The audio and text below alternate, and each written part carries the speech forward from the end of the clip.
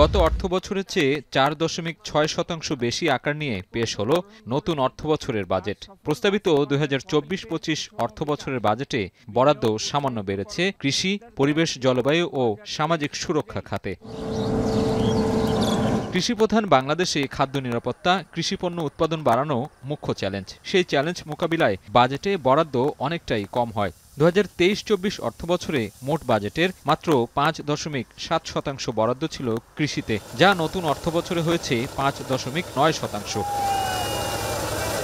বাজেটে কৃষি খাতে 2024-25 অর্থবছরে বরাদ্দ রাখা হয়েছে 47,332 কোটি টাকা। চলতি অর্থবছরে যা ছিল 43,700 কোটি টাকা।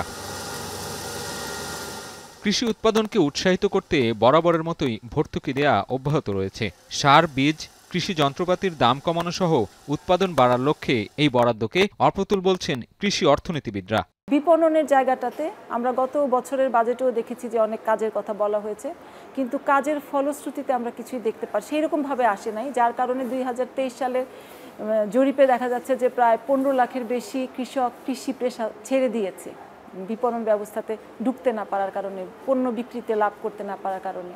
কাজেই ওই কৃষি পণ্যের বিপণন ব্যবস্থাটাকে খুব জোরদার করার জন্য একটা ভালো বাজেট সেখানে রাখতে হবে। এদিকে আগামী অর্থবছরে বরাদ্দ বেড়েছে সামাজিক সুরক্ষা খাতেও। 40,348 কোটি টাকা থেকে বেড়ে হয়েছে 43,208 কোটি টাকা। অর্থ বরাদ্দের পাশাপাশি বেড়েছে সামাজিক কর্মসূচির আওতা। বয়স্ক ভাতাভোগী বাড়ছে আরও প্রায় 2 লাখ প্রবীণ। জলবায়ু পরিবর্তনের অভিঘাত থেকে বাঁচতে এবার গুরুত্ব বেড়েছে পরিবেশ ও জলবায়ু খাতেও, তবে তা অনেকটাই অপ্রতুল। প্রাকৃতিক দুর্যোগ ও পরিবেশগত ক্ষতি মোকাবেলায় 2024-25 অর্থবছরে বাড়ানো হয়েছে বাজেট। গেল অর্থবছরে এই খাতে বরাদ্দ ছিল 1,639 কোটি টাকা, যা বেড়ে হয়েছে 2,131 কোটি টাকা। সাজিদ আরাফাত, এখন, ঢাকা। শিয়া বাটার, অ্যালোভেরা ও ভিটামিন ই সমৃদ্ধ লিলি বিউটি সোপ।